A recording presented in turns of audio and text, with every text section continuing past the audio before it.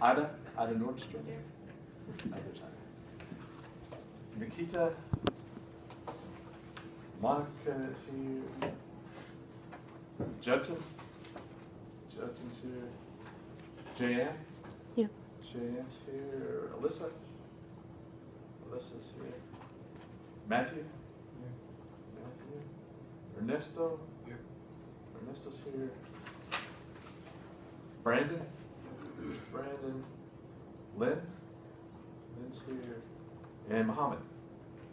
Muhammad, okay. So you weren't here last time. Just come see me after class. Just quickly, okay?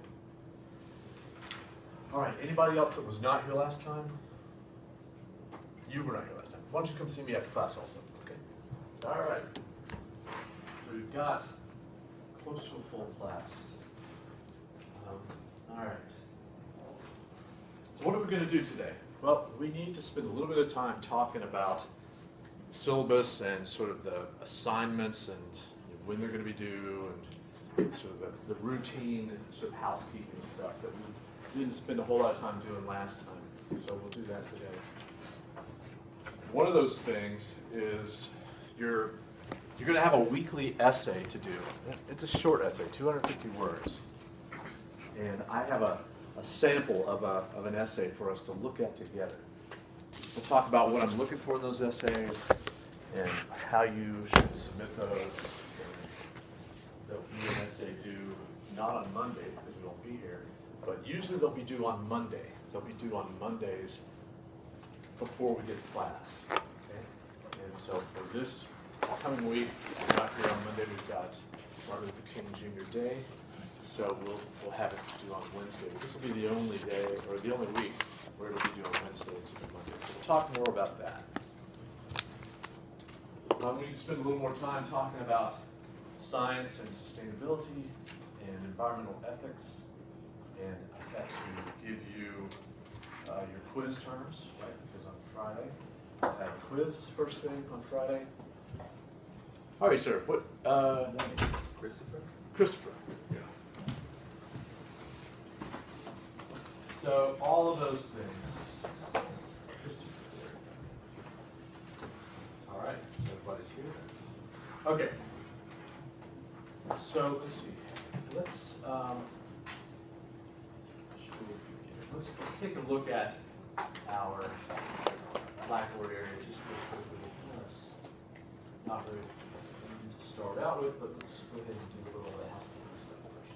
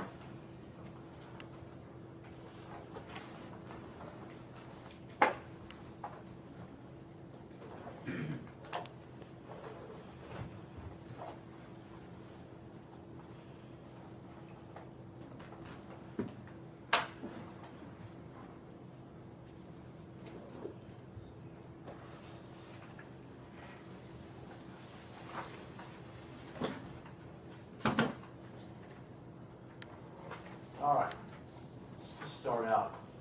I'm not going to give you a hard copy of the syllabus because, you know, you can get to the syllabus through Course Wizard, and you guys all know where Course Wizard is, and there's a link to Course Wizard in Blackboard that you can follow.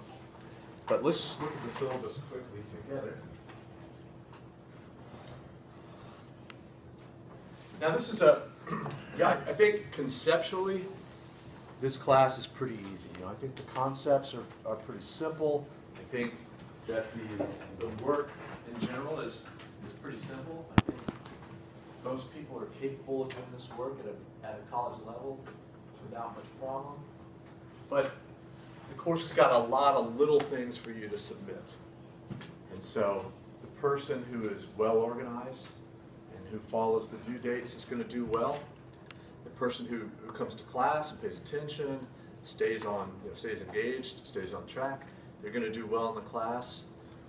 Typically, people do pretty well. The people that stop coming to class and stop doing the sort of cycle of assignments don't do well. And so I would encourage you to try to get organized. And so we're going to talk about, there's a cycle to these assignments. Every week is kind of the same, except for in a week like next week when we have a day off. The weeks are almost always the same. So you just sort of know, well, if it's Monday, then I've got to have this done. If it's Wednesday, I can expect for this to happen in class. So we'll talk about that. All right, the Blackboard area, you guys should kind of know your way around Blackboard, I think, by now. There's a lot of things that you're seeing right here. You guys can't see all of this stuff. Let's switch over to student view.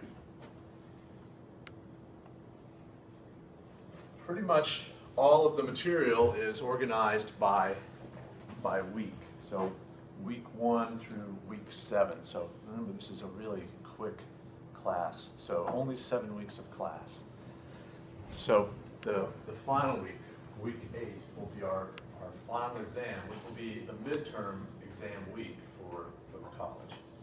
So we'll have a midterm exam that will be midway through this 8-week term, and we'll just do it on a class day. So it'll be a regular class meeting, but we'll spend our 100 minutes doing a midterm examination. Okay, so that'll be on a Friday. All right. So again, to look at this week's stuff, you guys can see my introduction that we talked about last time with the stuff about science. You guys can see the sustainability lecture is here, and then a sample essay that we're going to go through together, and I've got hard copies of those to give to you. Okay, so we'll look at those together here in class. Each week should look something like that. There might be a few more or a few less things in there. So next week is pretty much the only thing that's in there is the lecture, and then a link to a video that you can watch if you're interested. Okay. So if you are ever absent from class and you just wonder sort of what we covered in lecture, you can download those PowerPoints. Okay. So they're there, and that takes a little bit of the pressure off of you. When you're in class, you don't need to feel like you have to write down every single word that I say. Those definitions are in the lecture, and where possible, I try to use the definitions that are given in the textbook, the Berg textbook. Okay, so that's kind of how I'm trying to do things to allow you to sort of maximize the value of your book and to maximize the value of the technology that the university provides for you. Okay.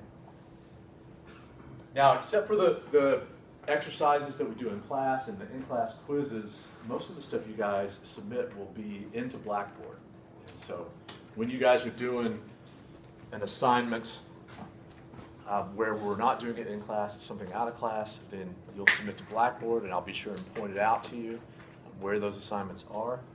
When you're doing group work, if you're working with another person, everyone is still responsible for submitting the work to Blackboard. Okay? So anytime there's an assignment due, you guys should expect to submit something. You can't just let your buddy do it for you. You've got to do it yourself. Okay? All right. So just quickly then, the cycle of these assignments. Do we have a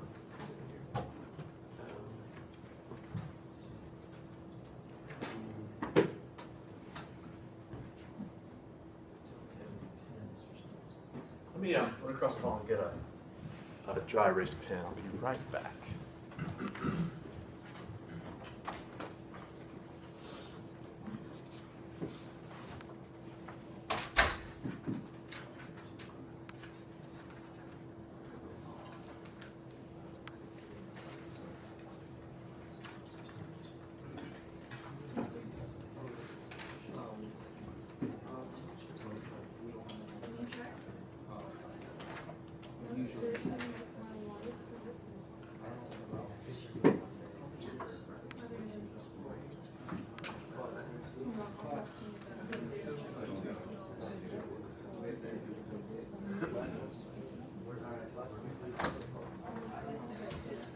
Okay.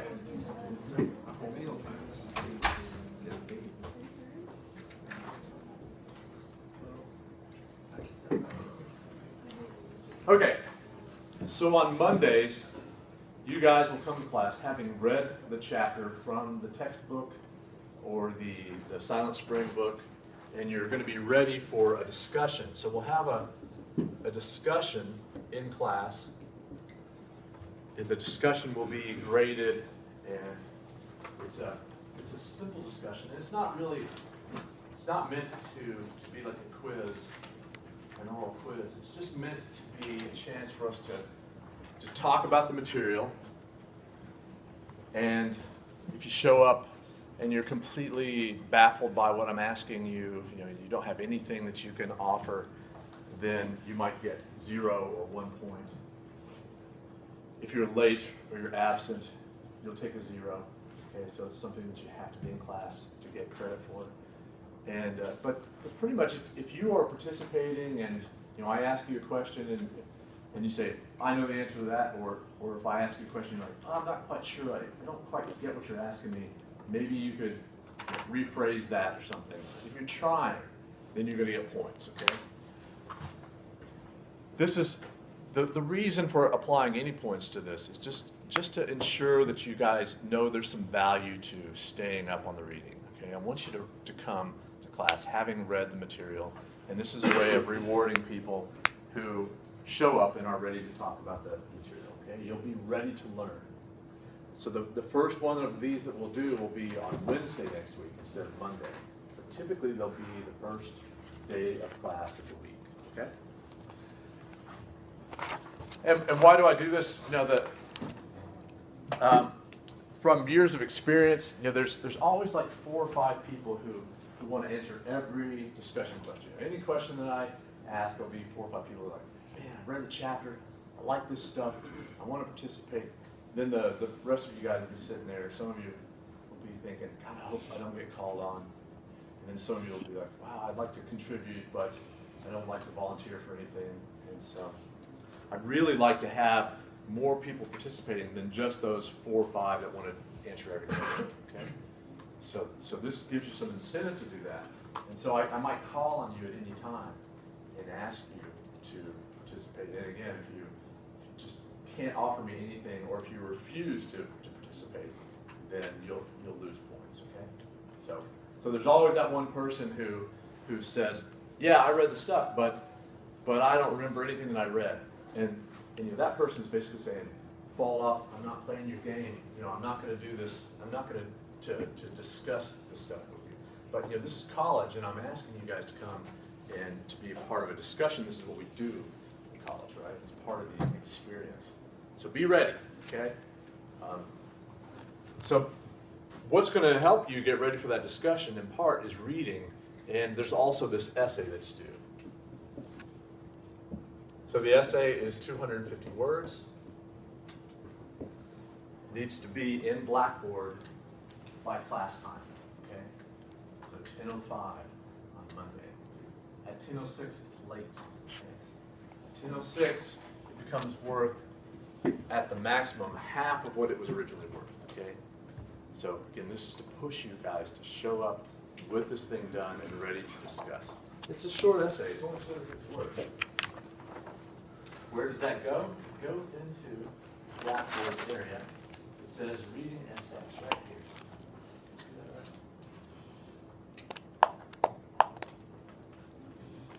Oh, I'll make sure those things are open. They should be in there. There's a, let's take it out. Let's do maybe there's some.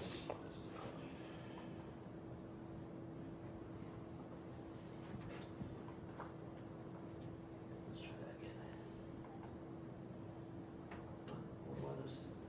If I open the right one. All right, I need to make these available, I'm sorry. But here they are. And so you'll click on one of these, and then you'll submit your essay just by clipping and pasting it into the slot.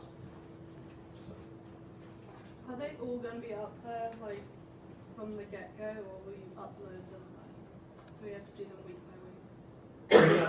I meant to have them all available right now. I just somehow I blanked on this, but they're all meant to be open and ready to go. So you can work ahead if you want to. So yeah, they'll all be open. And it's all the same assignments, all the same questions, basically. We'll talk about how that goes. Yes, sir? Is this under the reading essays? Yeah. Okay, I guess they're just haven't been uploaded then yet? They're there. I just, for some reason, let's see, it says available, display until, I think that's what happened here. Is display until, I'll click on reading essays, but there's no. and the due date was not right here. So somehow I failed to update this from last term is all it is. Okay, so hold on 1 second. Let me just switch this. The first one will be due. That's the 2018. Yeah, there we go. That's probably. So our first one will be due on, this will be the 18th, right? Due date 18th, 10 a.m. Okay, so let's post that and see if that shows up here. That should show up on the student. Yes, sir. Just to clarify, so the first essay is due next Wednesday? The first essay is due next Wednesday because we won't be here on Monday, so there's no sense. You guys should enjoy your weekend. You know, it's a big service weekend, obviously. So you will go out and do some kind of service. So this will be here, and you can do it anytime over the weekend, or you can do it before class on Wednesday. Okay. So here it is. So it should show now in the reading essay area, and I'll make sure all 6 of them. There's 6 of them, so I'll get them all up and ready for you guys. So work ahead if you want to, Georgina. That would be fine. Okay. So you'll just click on this, and you're going to create a thread, and then you're just going to paste your essay into this window. Okay. So I've set it up. I don't want attached files because attached files is an extra step for me to do, and sometimes the files are corrupted or in some other kind of software that I can't open. So for this, you just clip it and paste it in here, okay? But I would encourage you to do it in Microsoft Word, and that you spell check and you grammar check, because I want this to be good college level writing, okay? So we'll talk about what goes into a good essay here in a second. All right, so that's what happens on Mondays. You guys will show up. You'll have submitted your essay, and you'll be ready for the discussion, okay? There may be some lecture if there's time. Wednesdays,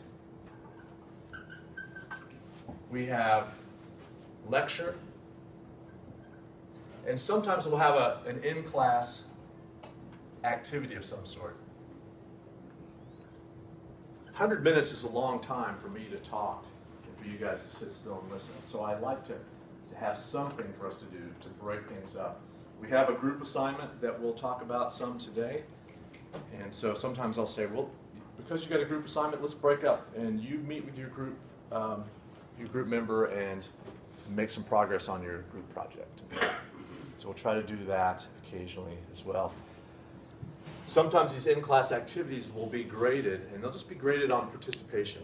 So if you're here, like today we're going to do this, I told you guys we'd do this probability thing, scientific method thing with the M&Ms. We're going to do that today. And that's an example of something that we would do that would be graded just based on the fact that you were here and that you participated. Okay? Do quite a few things like that. Right, Maria? Yes. All right. On Wednesday afternoon, or I'm sorry, Wednesday at the end of class, I'll give you the quiz terms. All right. If you're not here on that Wednesday, then check with one of your classmates about quiz terms, okay? Friday, we do quiz, we do lecture,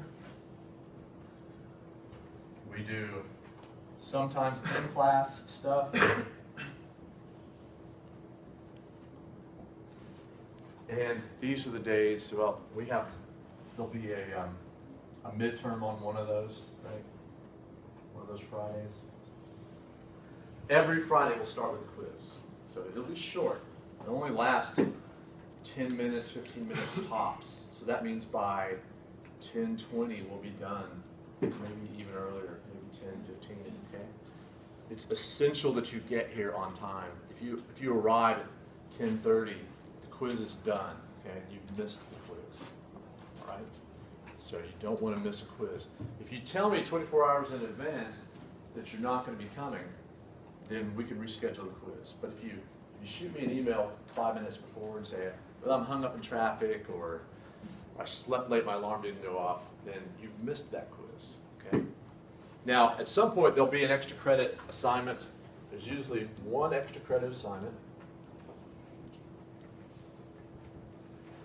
And that extra credit is worth one quiz. So if you've dropped a quiz, or if you've dropped any assignment because of absence, then that's a pretty significant makeup, okay? So that extra credit will help you if you've dropped a quiz. If you can avoid dropping a quiz or avoid missing an assignment, then that's gravy, right?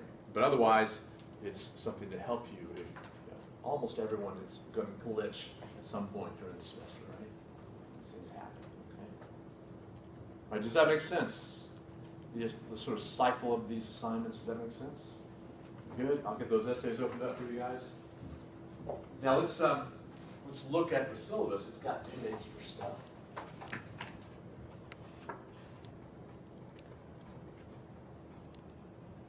All right, so here's our schedule week by week. So our first quiz is this Friday, and I want you to read chapters in the Berg textbook.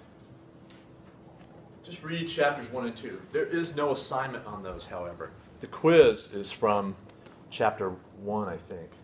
But I'm not going to, there's no essay or anything due on chapters 1 and 2. But I would like for you to read them. Yes, ma'am? I have it coming in the mail, but I don't know if it'll be here in time for me to read it by Friday. Is that okay? Or? You know, I love you guys, and I know you have book problems always, but I can't concern myself with your book problems, okay? Your book problems are your own, all right? So read it when you get it. If it's going to keep you from doing an assignment because you don't have it, then try to find somebody who can lend you their book. I cannot lend textbooks. I can't give you a textbook to photocopy. I can't photocopy pages and put them out there, right? That would all be against the law, copyright laws, and that would jeopardize my job. So I don't do that. I leave this up to you guys, all right? Take care of it however you can, all right? So yeah, I want you to read it, again, because there's no assignment due on chapters 1 and 2. That gives you a little bit of grace period, right? Mm-hmm. For getting this. The first assignment will be due on Wednesday, and you'll need to have read the book by then, okay? So do what you got to do, all right? You guys got that? All right. So what else? Excuse me. Okay. So here it says the essay's due Monday. That should read Wednesday, okay? Yes, sir. I think it's because the syllabus is for the second half of the semester. Is that what it is? Yes. Oh, it sure is. That's odd. Because I'm pretty sure. All right, let's see here.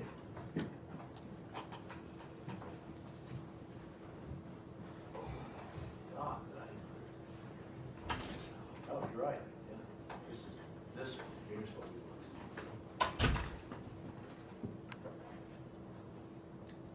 All right, let's get on track here.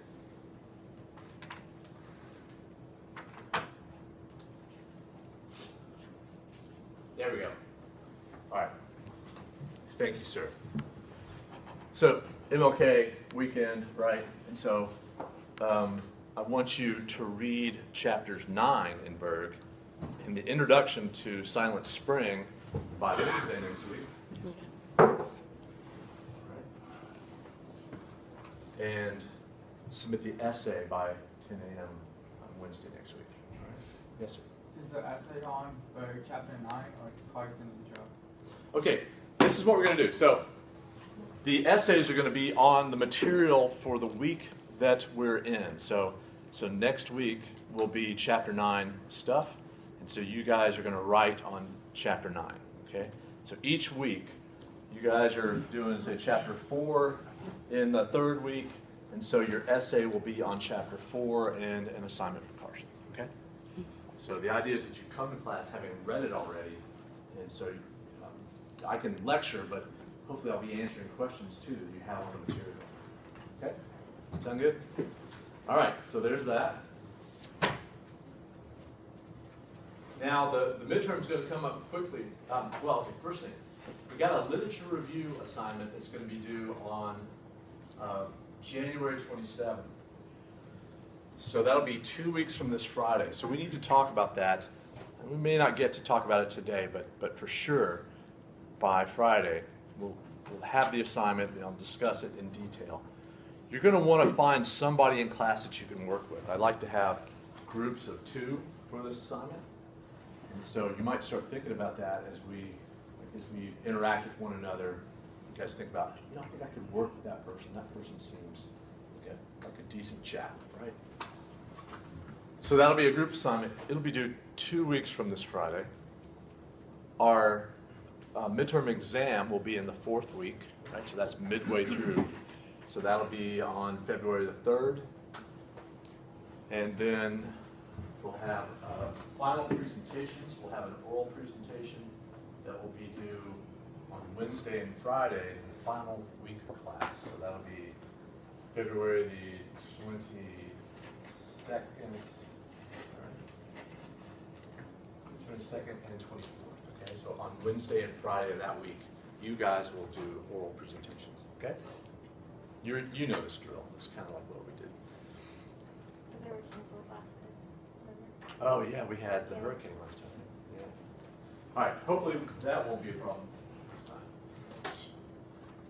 And then the final exam will be. It's usually on the Wednesday during exam week. I haven't checked Course Wizard to see, but yeah, it's Wednesday of the exam period, and it usually runs from 10:30 instead of 5 to 12:30.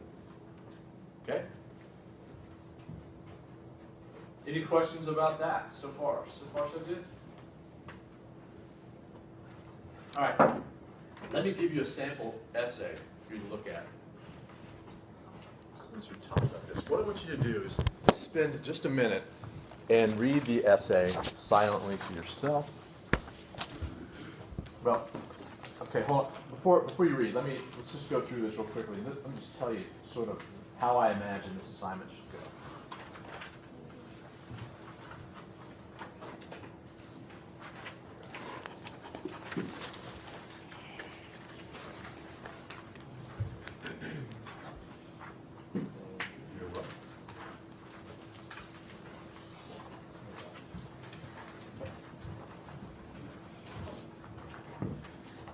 The description of the assignment, the essay assignment, is here in the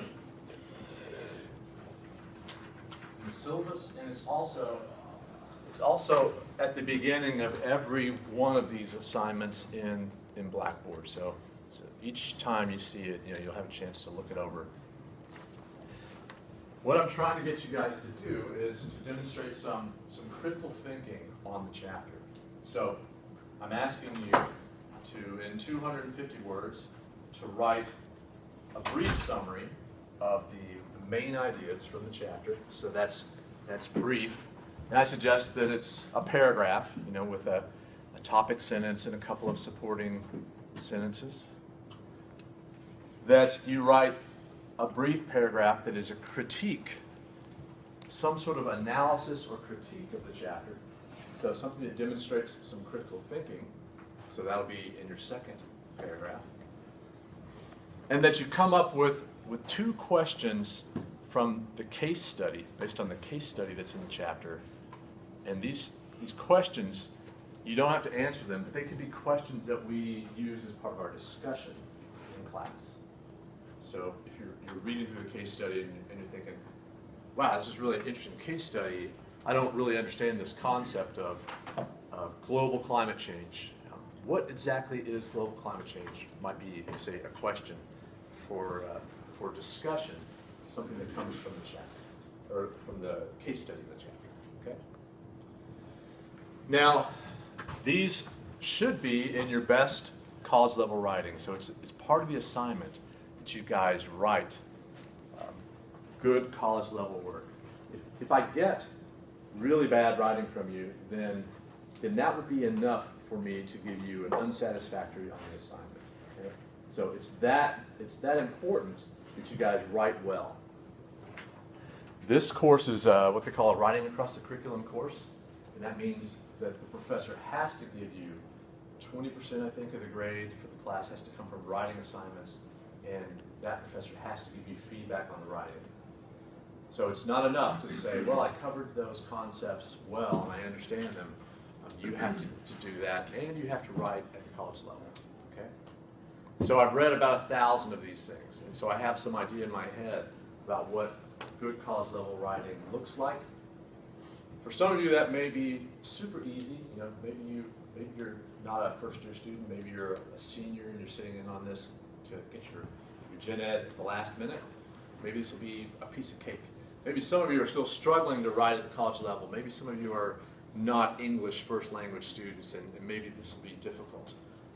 There's lots and lots of ways that you make points in this class, though. If you find that you're getting jammed up on these little essays, don't worry so much. It's just part of the grade here. But I've got to grade you all sort of on the same criteria, right? If you're struggling to write English college level, then I can't say, well, they're coming from another country and it's hard. I just have to say, look, I need you to write in college level English, and this is not college level English. Try again. Okay, so that's how it's gonna work. So 250 words. It's got to summarize the main ideas of the chapter. It's got to demonstrate critical thinking. It's got to be written at the college level. Okay, it's got to have 2 questions from the case study. So now take a minute and read what I just gave you. Okay, so think about all of those things as you're reading through this. Does it meet these criteria that I've just talked about? Do you think that it's good college level writing? Is it long enough? Does it show critical thinking? Okay? Listen. Is there an extra one back there, you guys? Could you pass that to Ernesto? Thank you.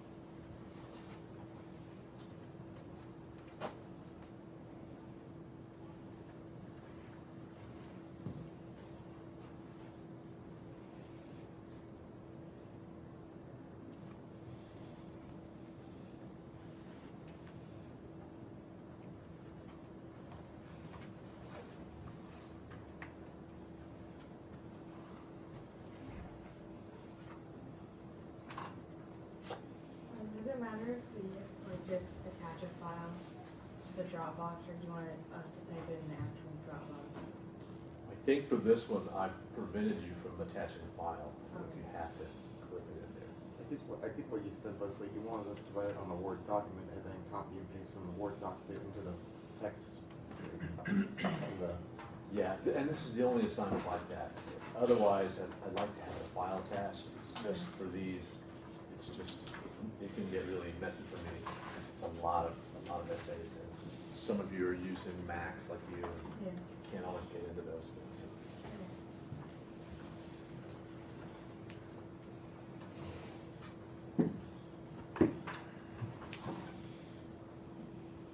All right, it looks like most of you are done with reading this. Now, I want you to turn to someone sitting next to you, and I want you to discuss what you like about this essay and what you don't like, okay? How could this have been better?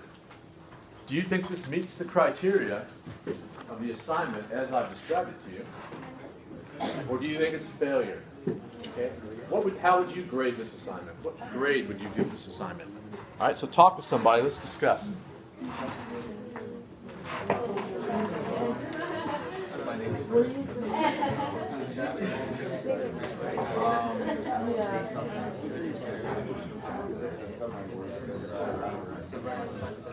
You guys want to check? I mean, yeah, I like that we separated the two groups when we were summarizing the analysis. It kind of felt like the summary towards the end. We still have the questions brought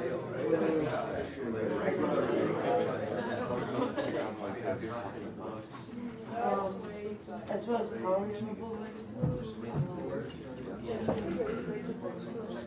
maybe, and the one more of like rolling in there that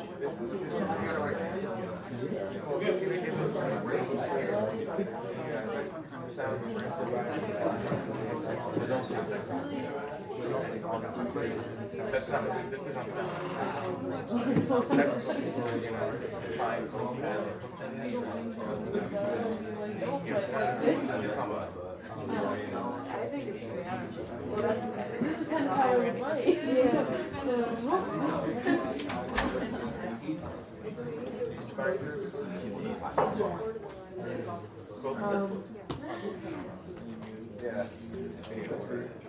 This, I am renting from. All right, now, you guys should have some opinion by now. Let me see if I can get someone to, somebody read this first paragraph to us. Who would like to read out loud? No one wants to, but yeah, go ahead. Okay. Chapter 9 of Visualizing Environmental Science focuses on understanding the Earth's atmosphere and climate. The chapter discusses the importance of the sun for life on Earth. Without isolation from the sun, climate would not be possible, as the distribution of insulation, which varies around the Earth, is responsible for different climates. This chapter also focuses on the fact that there will be a global climate change due to greenhouse gases being released into the atmosphere. The effect of climate change on melting of ice, human health, agricultural impacts, and sea level rise, all which negatively affect the environment. Is it Jan? Yes. Thank you, Jan. All right, so that was the first paragraph. And what is the first paragraph supposed to do in this essay assignment? Malik? Summarize. It's just supposed to summarize the big ideas from the chapter. Mm-hmm. And so you haven't read this chapter, and so it might be kind of difficult for you to evaluate whether they did that well or not. But one of the things that I'm looking for is just enough information from you to suggest to me that you've read the chapter. Okay? So that's pretty much all I'm looking for. It doesn't have to be a whole lot. I mean, obviously, it's a long chapter, and you could write a lot of stuff. But summary means to make something that's very long into something that's very short. Okay? So the question would be, do you think, based on this, that the person seems to have knowledge of the chapter? In your estimation, what do you think? Yeah, why not? Sure, that seems pretty reasonable. Sounds like a chapter's worth of stuff. Now, what about the language? Is this a summary? Is it? I mean, it doesn't have to display any critical thinking at this point. Is the language good? Okay. All right. So let's hold on to that discussion about language for another minute. Okay. Who wants to read the second paragraph for me? Yes, ma'am. Go ahead. The introduction of Silent Spring describes the way Rachel Carson's writing about science affected society during a time when women's opinions were not taken very seriously. Carson also spoke about the dangers of chemical pesticides on the environment. Silent Spring brought attention to the fact that the government was allowing the use of pesticides whose long-term consequences were never tested. Through her book, she was the inspiration and the cause of many environmental changes. DDT was consequently domestically banned due to her writing. And her writing brought environmental awareness to the public. Okay, so this is a summary of the Silent Spring reading. Okay, so that's this book here. And it's, if you want to combine the summaries into a single paragraph, that's fine. You don't have to do 2 separate paragraphs. But for most of the assignments, I think maybe for 4 out of the 6, you're going to have both the textbook and Silent Spring. Okay, and at some point towards the end, we'll stop reading Silent Spring. Okay, so we'll read it at least for a month. Okay. All right. So I think that's a pretty fair summary also. So again, it's just meant to be summary. All right, who wants to read the 3rd paragraph, the analysis paragraph? Yes, sir, go ahead. Carson and Berg both emphasize on creating awareness for protection of the environment.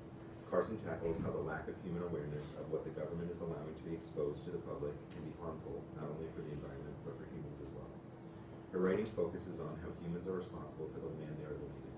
Berg also touches upon this exact point, as she as well points out that climate change is ultimately due to humans releasing greenhouse gases. Both writers are concerned about the human consequences on the environment and the overall impact it will have in the future. Okay. So the question here is this analysis, does this offer some critical perspective? Does it demonstrate critical thinking in any way? Yeah, Jane? Well, when I was reading this, it kind of felt just like a summary again to me. Okay, so Jane doesn't like this one so much. Anyone else? Any other opinions? What do you think? Christopher, what do you think? It was alright, it was kind of broad. Still kind of broad, right? What is your name? I'm sorry? Izzy? Isabel. Isabel, okay. Izzy? I think I applied a little critical thinking because she tied the 2 points together. Yeah, now this is one way that you can demonstrate some critical thinking is through some sort of comparison and contrast, right? That's one strategy for critical thinking. Yes, sir, what? I forgot your name. What is it? Mohammed, yes. Yeah. So I feel like the mission between whoever wrote this summary was to kind of correlate the 2 subjects and find something out of them. What happens if like one part of the reading is completely different than the other, then how would we go about that? This is an excellent question. Let me address this head on. There's comparison and contrast, and there's comparison and contrast. Sometimes people will say they want to compare these 2 writers, and they'll say both of them are writing about the environment. That's just really not a very good comparison, right? Because we're in a class about the environment. Of course, the readings are about the environment. You have not demonstrated much critical thinking if you say they're both writing about the environment, and then you basically just re-summarize their main points. And there's a little bit of that in this, I think. There's a little bit of, they're both concerned about the environment, they both want us to know about the environment, and therefore that's how they're the same. You don't have to do comparison and contrast to demonstrate critical thinking. So you could focus on, say, one point from the reading, from either one of these readings that you thought was interesting. There's no reason why you have to bring both of the readings into the critique or the analysis. The critique or the analysis can focus on one reading or the other. You can focus on one point from the reading. Okay. You guys bring a lot of different perspectives into the classroom. One way that sometimes I get really good essays is when people tell me, this reminds me of something that happened in my hometown or my home country, and they tell me about something that I wouldn't otherwise know about. From, let's see, where were you from? I can't remember. You're Venezuela. So Venezuela's got lots of environmental issues right now, lots of things going on in Venezuela. Something about how this climate change chapter is related to something that's happening in Venezuela, or if you're from, like I'm from a town in Tennessee that had a big bomb-making factory, so I could talk about how that is reminding me of something that was going on from when I lived in Tennessee. Okay? That's another way that you can do this. Comparison and contrast is okay, but make sure you've got a good point to make, okay? Where in Tennessee? From Oak Ridge. Are you a rower or? No, my grandparents live, or they used to live in Tennessee their whole life, and they were near Oh yeah? yeah, that's why they. Oh, they probably live close there. A lot of the rowers go to Oak Ridge. I'm from a town called Oak Ridge, and there's a great rowing course there. People travel from all over the south to go to this town to row on the river. But that's why some of you guys know it, I think. So that's another way you can do things. Another way that you could demonstrate critical thinking would be to say, I read this particular thing and it really surprised me in a number of different ways. That my understanding of this particular thing has been changed by what I read here in certain ways. Okay? So again, the best thing from my perspective that you could do in this class is take what you learned in this class and apply it to something from your life, and that it brings you some new or deeper understanding about something. So any of those ways, comparison and contrast to the two writers, but on substantive points, reflecting on how this has helped you understand something from your life, or talking about how your understanding of something has changed dramatically, and explaining exactly how that's happened. Okay? So I want you to think about, for that analysis paragraph, I want you to think about making a good opening statement, a good topic sentence that says, this is what I'm going to be talking about, that you have 3 or 4 sentences with some supporting details and evidence that supports what you said in the beginning, and then that you just tie it all together in a logical, step-by-step way. Okay? I know that's a lot to ask, but we're going to keep trying. That's the part that's the hardest for people, I think. Yeah. Sure. So when we're writing this, is the cap 250 or is just the minimum? Okay. 250 is the minimum. Okay. I would encourage you not to go much over that. When you're looking at this one is probably about 50% longer than it needs to be, I think. They've gone over, right? They could have done less on especially could have done less on the summary. They could have made the summary shorter. Yeah, this is an assignment. There's 6 of these, and they're worth, I think, 10% of your grade. So that means that they're significant. Like, they're 1.5 points, basically, each one of them, right, on your final grade. It's still not a lot of credit. If you're going to spend hours and hours doing this assignment, that's probably a waste of your time, right? So the idea is that this should be, you read this chapter, you should be reading this stuff anyway, right? You take a few notes, then you write this up, you spend, say, an hour doing it, and then you move on and you do other things, okay? So I prefer not to see them coming in at 500 and 600 words. It's your call. You won't get penalized for submitting a long one, but a good one that's 250 words is worth as much as a good one that's 600 words, okay? So you want to try to maximize your investment in time, okay? So you don't get extra points just for going over. You will lose points for going under, though. I am a stickler. I want my 250 words, right? So don't shortchange me on those words. Give me my words. So finally, let's look at case study questions. Who's going to read case study question for me? Yes, go ahead. If developing countries are using fossil fuels to become industrialized, how can developed countries assist in finding another way to achieve this goal? Finding another way to achieve this goal. Okay, so that's a good question, and that does come from the case study. So there's a case study in every chapter. This was something about climate change and how this affects international policy. Right? So here, international implications of climate change on here. Right? Yes, Were these taken directly from the book? The 2 questions? Yeah, or were they?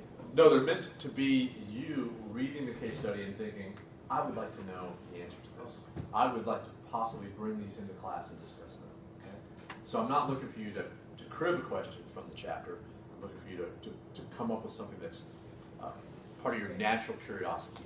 Okay? Good? Second question, who's going to be that one? Malik? Is there a local and logical way that people in developing countries can decrease there CO2 use? Okay, good question. It makes sense grammatically. Everything needs to be grammatically correct. Okay, all the spelling needs to be good. So they pretty good, pretty well framed questions.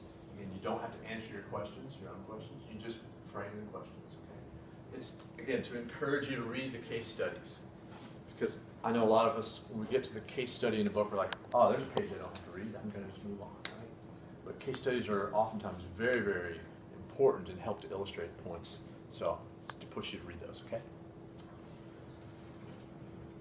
All right. So what would we give this essay? Who would give this essay a C or acceptable? Who would give it a B? Who would give it an A? Okay, we got some B's. We got most people saying A. Yeah, I mean, I think this one is pretty good. I think I may have dinged them a little bit on their analysis being a little bit weak, but I think it's well written. I think it's, you know, there's nothing obvious here. That's if there's some kind of error and I'm using my spell check and my grammar check correctly, I should see things that are underlined. And here I've only got one thing underlined. If I right click on this, not even sure why that was a. You guys should all be using spelling and grammar check. It's the best invention ever for college students. Press of a button will solve most of your spelling problems and some of your grammar problems. I would encourage you to go in and if you haven't done this, just look at this real quickly. Make sure that all of your grammar settings are turned on. If you click on File and you go to Options and you go to Proofing, and you come down here to the Settings area, then this is all of the grammar settings that Word will look for. And by default, they're not all turned on. I don't know why they don't just turn them all on by default. But see that this one, for some reason, it's not set to catch fragments and run-ons. I mean, fragments and run-ons are probably one of the biggest problems in people's writing at any level, especially at your level. Turn these things on. Make sure that it's doing everything that it possibly can. Subject-verb agreement. Good God, why are these things turned off? Now these, I don't care about contractions. You can use isn't, wasn't, can't, things like that. That's fine with me. This is not so formal, right? You can see it's relatively formal language, but there's no citations involved. There's nothing. It's not really like this elevated style, right? You can use I read this, I thought this. It's partly opinion, right? So that's okay. But fragments, good God. Misused words, passive sentences, punctuation problems, sentence length, more than 60 words. If your sentences are coming in at more than 60 words, you need to do something about that, right? In fact, that's a pretty doggone long sentence already. So think about keeping your sentences shorter. If you have problems with punctuation, the longer your sentence is, the more likely you are to make an error. Okay. Let's see. Some of these, not so important, but sentence structure, big important. I've already said first person's fine. Okay. Just go ahead and click a bunch of these on, and you'll start to see where wordiness and verb phrases, these things are all good things to have, and then just go ahead and say, okay.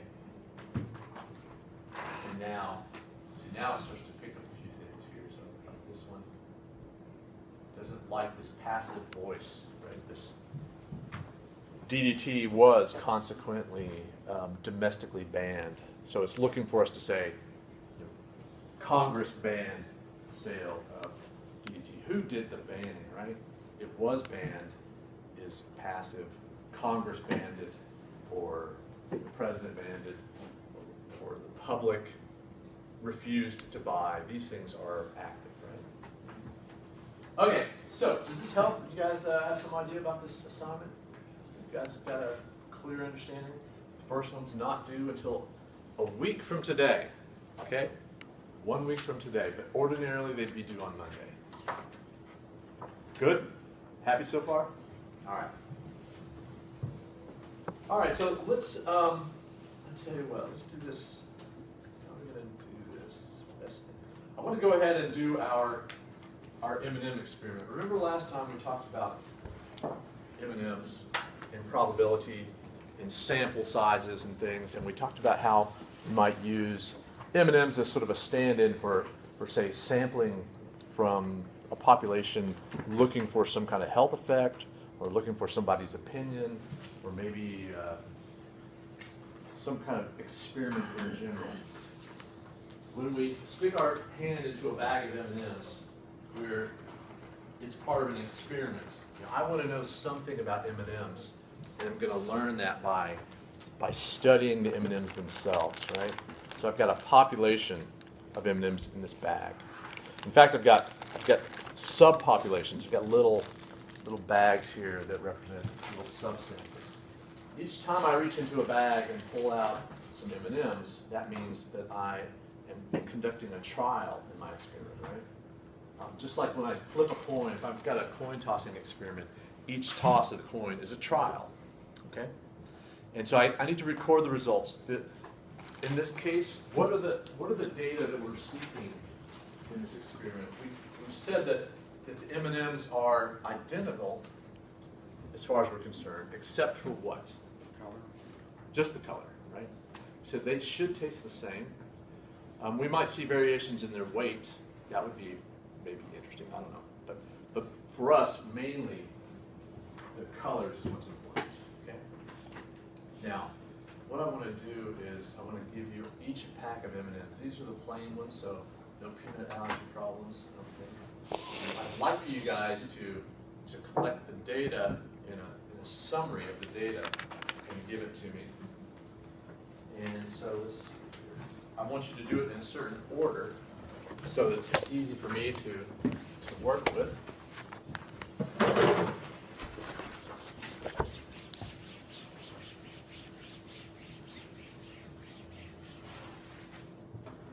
All right, so I'm going to give out M&Ms, and then I think what we'll do is try to get different regions of the class to work as a group, okay? And one person from the group will collect all the data from each individual's, okay? So I want the data recorder to note them in this order. How many blue, how many brown, how many green, how many orange, how many red, and how many yellow. Okay. So this will be the number for each group. All right? So I'm going to give you the M&Ms, and before you eat them, you're going to record this data and give it to your leader. Okay? Now, here's one thing I want you also to do. Why don't you, let's see, let's get these two rows. You guys try to get together here for a second, and we'll do this 2 rows here. You guys be together. Let's see. Once you guys be together, these 2 rows, and it's a big group here. But let's go ahead and say, let's do this row and this row. Take a minute, talk to the people in your row, and come up with a hypothesis. How many do you expect, or what percentages do you expect to get? Remember I said that if this were like a casino game, like a roulette wheel, and every wheel had these 6 colors on it, and the same number of slots had each color was represented the same number of times in slots, then they should be 1/6, 1/6, 1/6, 1/6, right? But if they're not equally represented, then some colors will be greater than 1/6 or greater than whatever percentage that is, 15% or something. It would be greater, okay? So the question was whether we think that they're equally likely to occur, like in a deck of cards, red and black are equally likely to occur when we pull it out. Here, are these colors equally likely to occur, or do you think that some colors will be overrepresented? Okay? So that's the big question. So I'm going to make a prediction. You guys make a prediction based on what you think, so your hypothesis, okay? So spend a minute with your group, write down what you think is going to happen in this experiment based on your understanding of the M&Ms, and then I'm going to give you the packets, and we're going to test our hypothesis, okay? So take a minute. I'll give you about 2 or 3 minutes. Come up with some guesses. We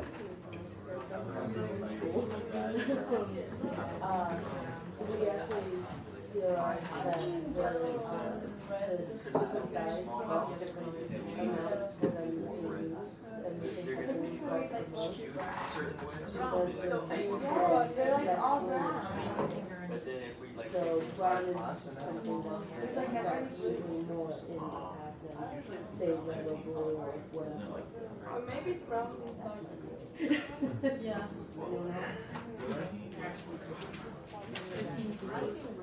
so that these are well assuming that they Yeah. I think red. Red? It's not always. What percent? Well, they're not gonna be like 8%. So we all went towards random, right? You want to record or do you want to? So write down your guess on the data sheet. Okay, get one person who's going to collect the data. Write down your hypothesis. What if we all said that? Will you be offended if you use the back of the sheet? You don't need to agree. You can say there's some variation, but give me sort of a general idea. At least you should agree on whether they're equally likely to occur or whether there's going to be some color preference. Okay? I'm sorry, what did you say? Would you be offended if I did it on the back side? No, that'd be fine. Save us a sheet of paper.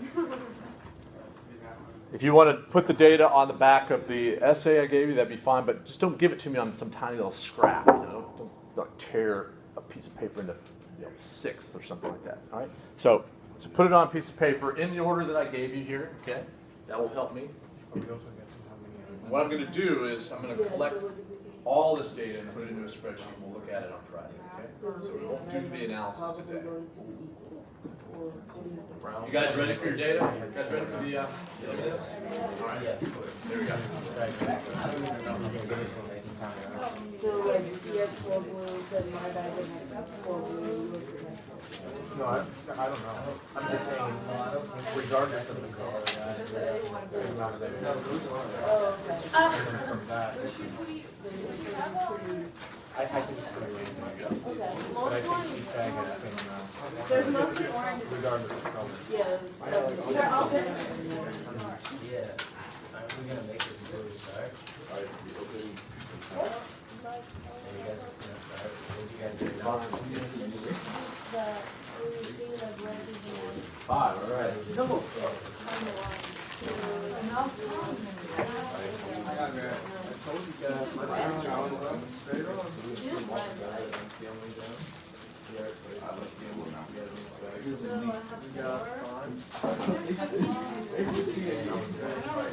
I have one red.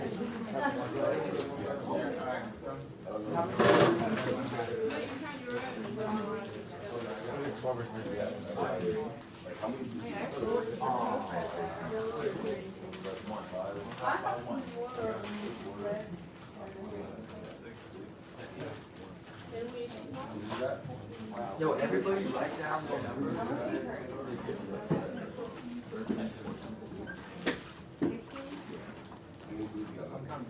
Are we all turning in one sheet?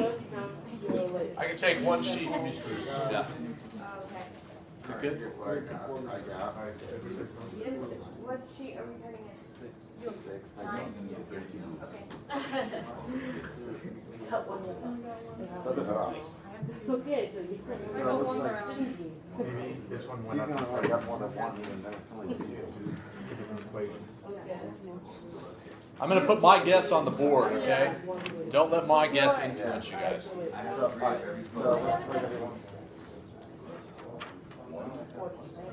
Oh, you're guessing like each color? Yeah. Are we supposed to do that? Well, thinking that you guys will have something in your hypothesis, you'll say something about color, or at least something about color preferences. Did you write down all of ours? Oh, wait. Before I had 15. So what's your name? Brian. I know I had 5 people. I'm very bad. You have 15? Yes. What are your, how many blues do you have? 3. What's your name? Brown. Can you tell me numbers like go down the list? 3. 3 and 3? Yeah, 3, 2, 3. How many yellow? 2. Oh, One. that's not. Okay, okay. That's cool. Oh, yeah. 3, 2, I have, 2, 1, 14. 4, Oh, sorry, 3. It's We're gonna go to 1, 3, I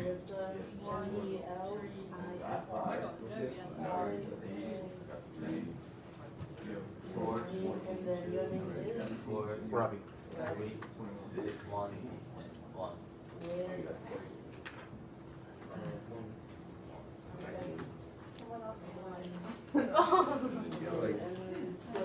If you just add them up for me, that'd be great. That's really all I need, is to add up each color. Okay? All I need is the number for each color. That would just help me. 5, 6, right? 6 yellow. I was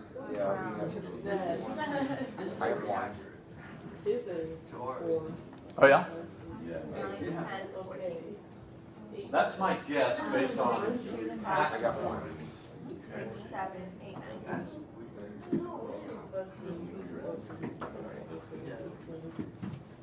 All right, so when you've got your data recorded, then feel free to eat your those.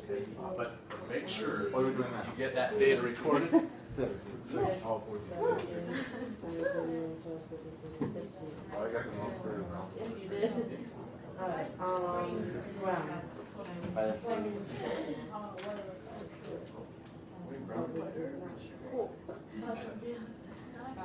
And then blue, the half of the four. It does count as one. We have green and orange. Okay, they were equal. How about red? So what did we get? 14, 9, Okay, 16, 11. What are each at? What? Should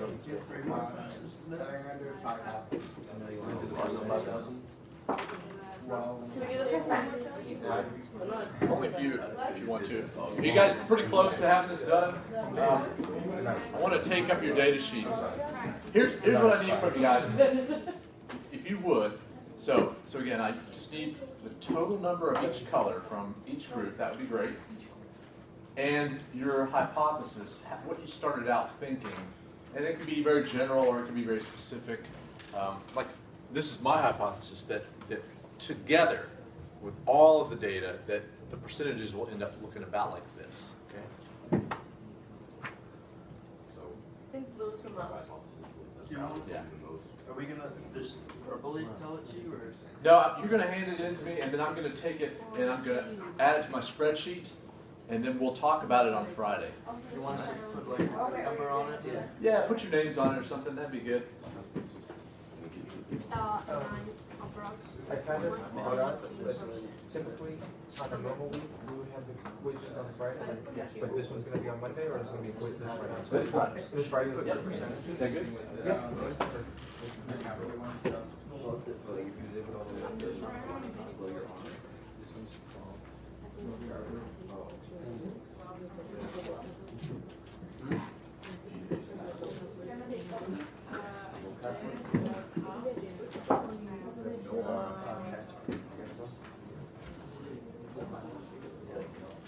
You guys got it?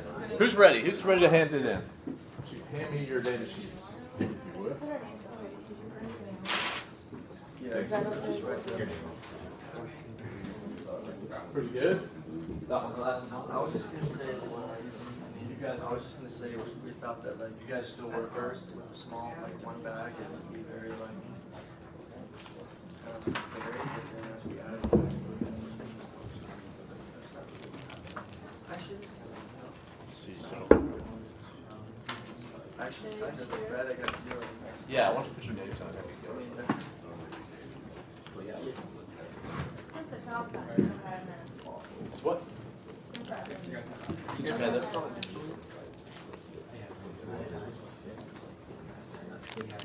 I always end up with leftovers because it takes 2 bags to get enough, but some leftovers that I just sit at my desk and I eat. I mean, it's neat. How's it look, guys? How you guys doing? Yeah, that's too. I'm just writing.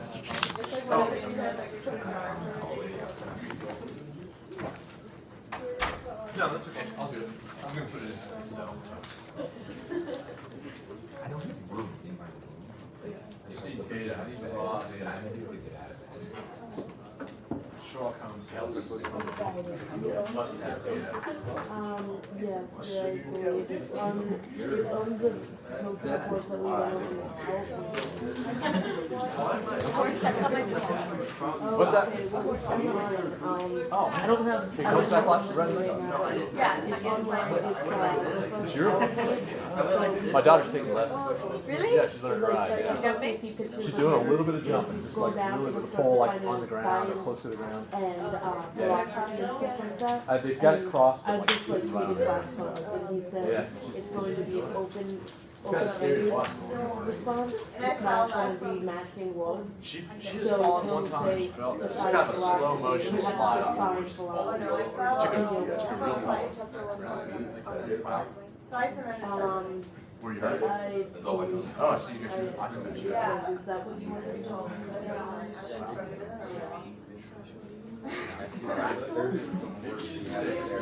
And do you notice how it's like that?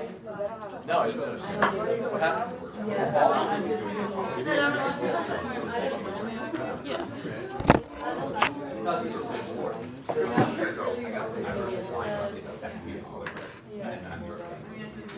Yeah, but They don't I'm snack just and match using up. the PowerPoint. I'm hoping it'll come in tomorrow because I think that's what it said. But I mean, that's not a given. That way, where you on this case study, make sure that you see up to date. As a problem, They're super cheap because they've been used for long. No, Okay, because you guys I ready? opened it and they both have the same thing. Just sign names. Okay. I'll take that from you in just a minute. Whenever you're ready. All right. So, just quickly, one of the things that we said that science ought to be able to help us do is make predictions. And so, I've been collecting this data. This is an exercise I've been doing with students for a couple of years now. And I just guessed that your performance would be like past performances.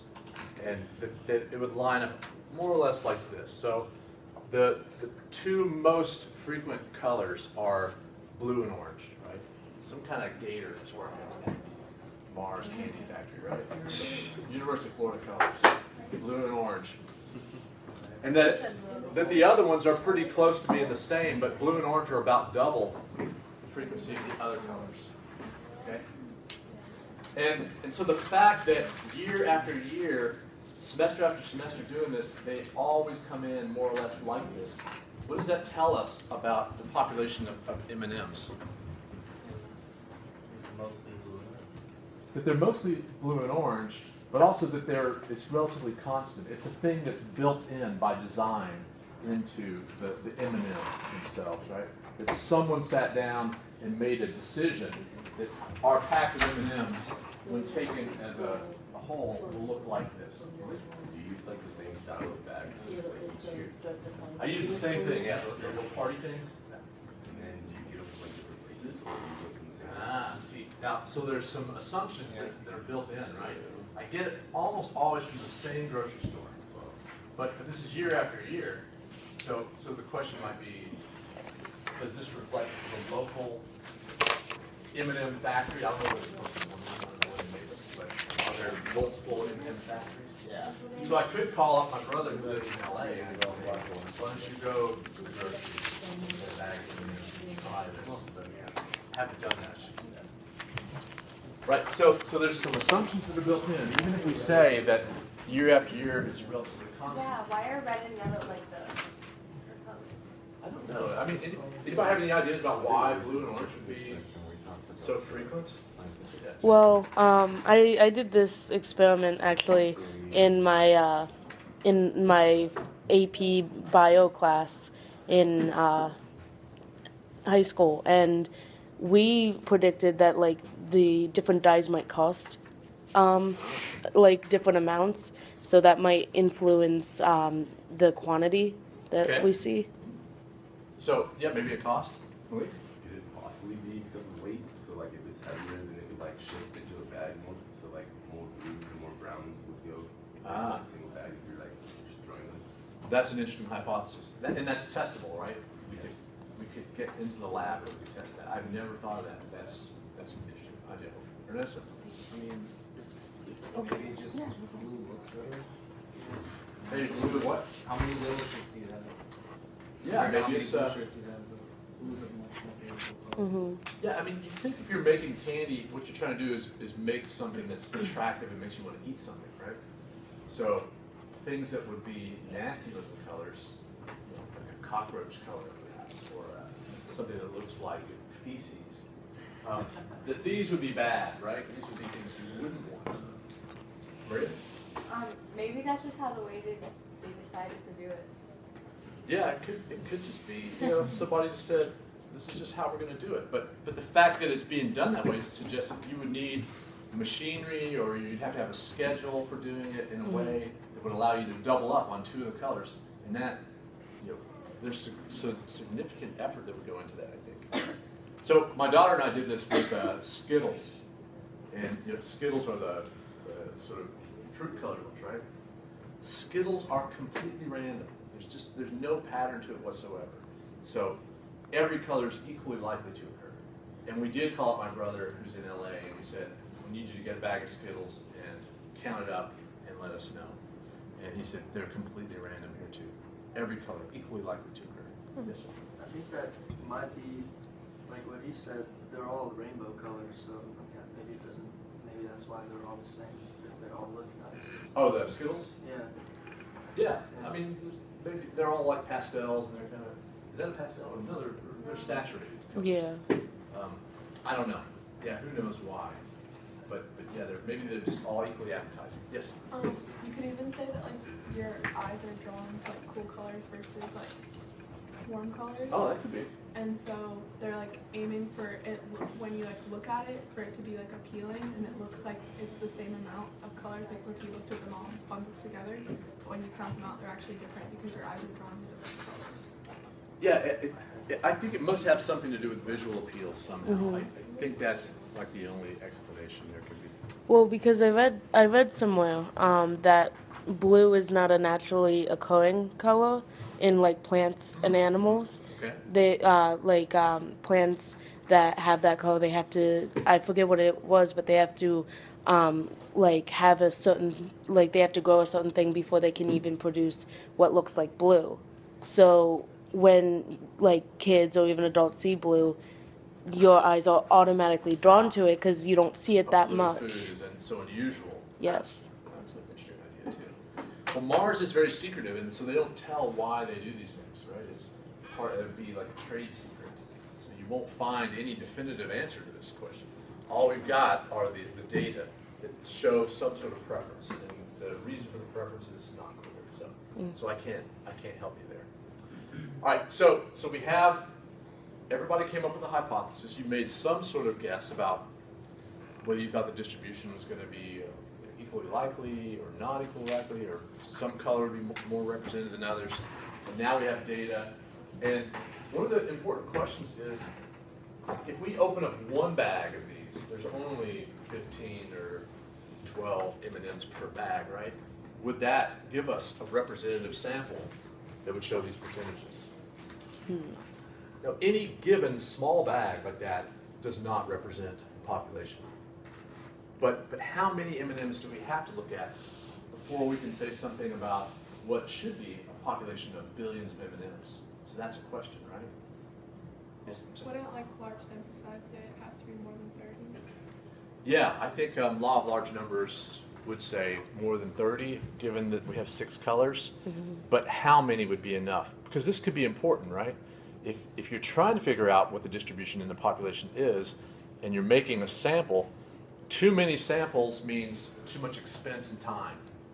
But how many do you need to get to represent the population accurately? And how accurate is accurate enough for you, right? Yes, Marie. How many M&Ms have you collected over the past 2 years? We can look at that, but it's about I think this classroom will be close to 300 or so, probably maybe a little bit less than 300. And so I've got a couple thousand M&Ms. So we'll see. Is this classroom enough to give us a representative sample? That would be interesting. Can this class really represent millions and millions, a population of millions and maybe billions of M&Ms? That's a good question. All right, so we'll look at that next time too. All right, so let's, what are the terms that are going to be on the quiz? Let's just go ahead and do that while we practice. You're going to project them? Yeah.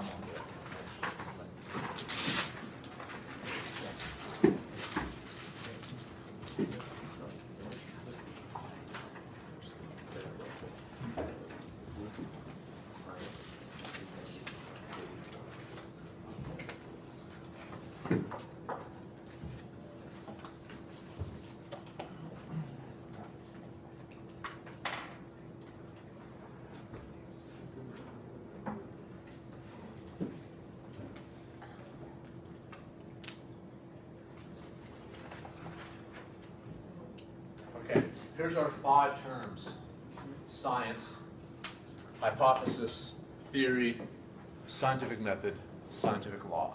Okay? So this is how we'll start on Friday with this quiz. Okay? And what I'm asking you to do is use the definition that either is from the textbook or from the lecture that I gave on Monday. Yes, sir. Okay. And again, you don't have to know these word for word, but your definition should be accurate. So, for example, remember I said that science was kind of a two-parter, right? That science represents the collective knowledge about the natural world and the method that we use to accumulate that knowledge, right? So it's those two things. If you give me only one of those things, then you're going to lose a point. Hypothesis. Who could tell me how did we define hypothesis? Does anyone remember? Help me out. Yes, sir. The 5.0 prediction that can be subject to experimentation. Okay, a prediction that can be subject to experimentation is a good definition. That should be the one that comes from Berg. That's a pretty good definition. Sometimes people say a tentative explanation for something. That's acceptable. Even better, though, is that it could be subject to experimentation. When we're talking about science, experimentation is very important, right? What about our theory? So this is a good one to work on summary or work on putting it into our own words, right? Because it's kind of complicated, but go ahead, I'm sorry. An integrated explanation of numerous hypotheses, each supported by a large body of observations and experiments. Okay, so it says an integrated explanation of numerous hypotheses. So integrated is an important word, but maybe that's not a word that you're going to easily remember. But this is a theory explains numerous hypotheses that are all related to one another, right? And it's supported by lots of evidence, supported by lots of experimentation and observation. Okay, so that's a theory. Okay. What about our scientific method? Yes, sir. Go ahead, Brian. Is that right? Yes, the series of steps we use by which we can prove, try to prove a hypothesis true or false. Okay, so you're remembering it from our discussion. Yeah. So that's not the one that we had in the book, but that's pretty good. It's a series of steps, right? Used for testing hypotheses. That would be good. I think we gave a very, very simple definition in class, right? Isn't it the way a scientist approaches a problem by formulating a hypothesis and then testing it? Exactly. So it's pretty much what you said. You just said it in a point. It's the way a scientist approaches a problem. Formulating a hypothesis, testing the hypothesis, okay? That will do. You don't need to have all 4 or 5 of the steps. Okay, so just that definition. And scientific law, what did we say about that? Yes, sir? A statement of observation phenomena that does not vary. Right, statement of an observed phenomena that doesn't vary or is constant, okay? So it's not an explanation, it's a description or a statement. So an object in motion remains in motion until acted upon by an outside force is a description of something that happens. There's no explanation there, right? You need a theory to explain that particular process. Scientific law is just a statement about something that doesn't vary. The law of large numbers says that while a small number of trials of coin toss may give us, something different than 50% heads, if we toss that coin 1,000 times, we're going to get, for our purposes, 50% heads. So it tells us the larger the number of trials, the closer we'll get to the actual distribution of the outcome in the population, whatever that is, right? So here, we don't have a coin toss, we've got something different. But if we take enough trials, stick our hand into the bag of M&Ms enough times, then we'll figure out what that population looks like. Right? All right, so that's for our quiz. Any questions about this? I want to, yeah, yes sir. Can you repeat science one more time? What was it your, Okay, so science, it is given in the textbook, but we're going to define it as a two-parter, right? It's the collective knowledge about the natural world, all the things that we call sort of scientific facts, and it's the method that we use to study the natural world, right? Which is the scientific method. Okay, it's in PowerPoint. It's in the book someplace. All right. Let me leave you with we've been talking about housekeeping stuff mostly, but we've got a chapter right now. We're supposed to be talking some about sustainability. Let's just look at this one thing about sustainability, and then we're almost out of time.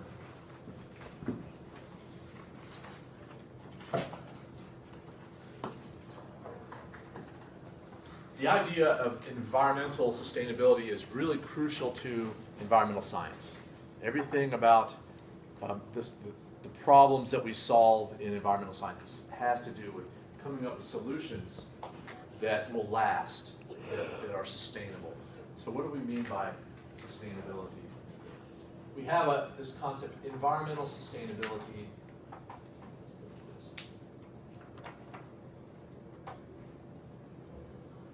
Sustainability, the ability to meet humanity's current needs without compromising the ability of future generations to meet their needs. So that's super important. The idea that some kind of resource that we're using should be essentially infinite, that it doesn't get degraded by use over time, that people tomorrow will have access to the same resource. And so this is really, it's kind of hard to do if you think about how the earth is finite. The amount of material that we have on earth is finite, so that means by necessity some things will have to be recycled and some things will have to be renewable and will have to renew themselves if they're going to be sustainable. So things like fossil fuels by definition have to be non-sustainable because the earth is only so big, and fossil fuels, by our understanding of the geological processes that produce fossil fuels, they accumulate very slowly in the Earth's crust, so they can't really be sustainable. But we could talk about our energy system as a whole and hope that maybe our entire energy portfolio would be sustainable over the long term. That as fossil fuels start to fall away, that they'll be replaced by wind, solar, hydro, and geothermal, and these other things that are more renewable. So that's sustainability. Now, the United Nations came up with this back in the 1980s, the idea of sustainable development. And I'll leave you with this one, but this one is important. Sustainable development is development, economic development, that meets the same criteria of sustainability that we gave in the last slide. That our economic development strategies should lead to economic development that meets the needs of people today but doesn't affect the ability of future generations to meet their needs.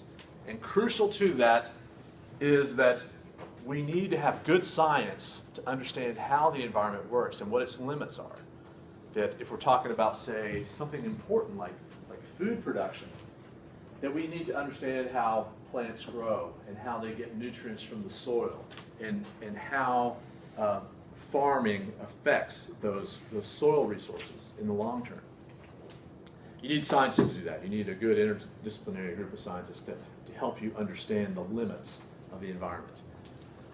But just as important, we need to make sure that any kind of solution that we come up with is economically feasible, right? We cannot come up with solutions to problems that can't be sustained from the standpoint of money, financial resources.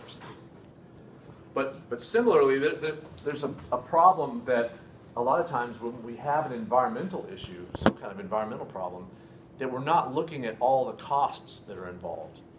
And so, for example, when you look at, we're going to look at CO2 next week. We dump CO2 out into the atmosphere as if it's something that's not harming anything. CO2 is a gas that's not poisonous, and plants need it for photosynthesis. And so it's really seems pretty benign, but in the long term, it's going to cost us. It's going to cost us when we have to adapt to rising sea levels, and changes in weather that result in crop failures and things. But we're not factoring any of those future costs into the cost of burning fossil fuels, right? Those costs are, an economist would say those costs have been externalized. They're being delayed and pushed off onto other people. Right? So someone's going to have to pay the cost of using all of these fossil fuels, but it won't be the person that manufactured the gasoline or the person that, maybe not even the person that drove the car. It'll be distributed over the entire globe. And so it's difficult to calculate all these costs. They can be really hard to calculate. Finally, and this one is just as controversial as the economic one, and that is that our decisions about development should result in some sort of socially equitable distribution of the benefits. So if we create a dam for hydroelectricity, then the benefits of the hydroelectricity should be, everybody in that population should get the benefit of that, okay? So this can be tough. Also, the sustainable development goal is that we eliminate poverty on a global scale. So we should lift everyone up out of poverty to ensure that everyone meets at least their minimum needs. So the minimum essential needs for life should be accessible to everyone. And again, that's something that sounds like communism, right? If everyone were to try to live like we do here in the United States, there wouldn't be enough resources to live the way that we all live. Here in the U.S., we have lots and lots of resources. We use more than, say, what you might call the fair share of resources. But since here in the U.S. we don't have any laws that put a limit on consumption, except in a few cases, like water in this county anyway, then the only way that we could possibly supply everyone with their minimum needs is if people in rich countries voluntarily decide to do with less. Because no one's going to tell you you can't go shopping and buy what you want. They don't do that in these countries. So you deciding to live with less would be the only way that this could happen. All right, well, that's all I got to say for now. So I'll see you on Friday. Be ready for that quiz, and I'll bring you the results of the M&A study.